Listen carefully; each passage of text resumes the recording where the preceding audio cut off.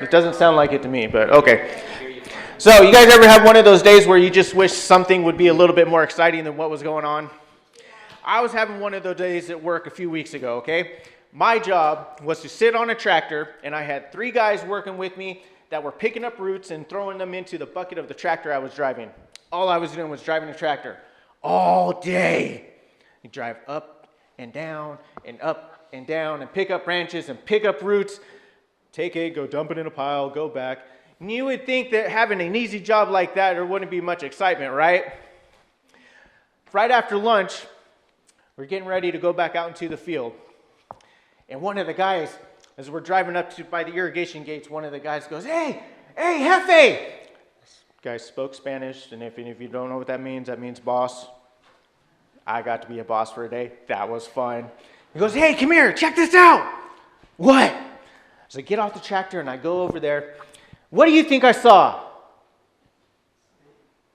Somebody said it. I saw a snake. Now, normally in pictures, when I used to grow up, I used to always see these snakes that were about this big. Baby snakes, gopher snakes, gardener snakes. No, I was so excited. I ran over there. This snake was wider than my arms for a gopher snake. And I was so excited, I went up there and I tried to grab it. And this is what I heard.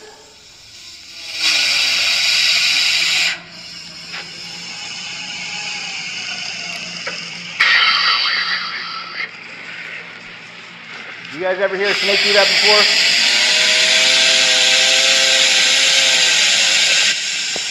I'll show you in just a second. I run over there and I try to grab this guy by the tail. This guy, if anybody knows anything about snakes, when they're cold, they don't move very fast. And this was a cold morning and I thought he was out there in the sun trying to get warm. I was right. He was out there in the sun trying to get warm. What I didn't consider was that he was already warm. So when I went to go grab him by the tail, this guy curled up and snatched back at me quicker than I could blink.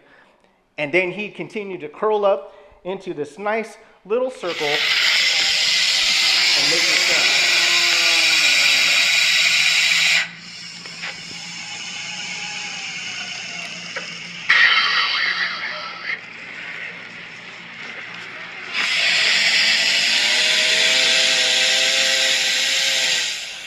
Does anybody know anything about gardener snakes? What are some characteristics of gardener snakes? Yeah, they do. It had been so long since I saw a gardener snake, I forgot about that. So when he started doing that, he curled up into a ball and his mouth opened up real wide and he just looked at me. And I was like, okay, I still want to hold him. I was so excited. That made for my day. Now, I got a trick question for you guys. What does the serpent in the Bible remind you of? What's that? Satan? What were you going to say?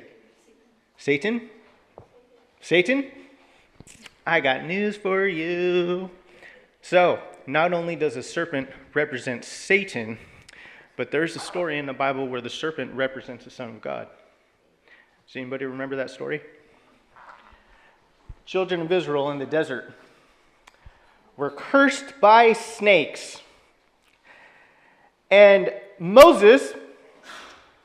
Let's see if I can do this from memory. I can't find the picture now.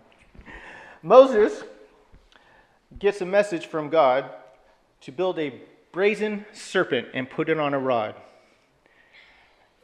Reading from Mrs. White's story about the children of Israel in the desert, the brazen serpent lifted upon a pole illustrates the Son of God.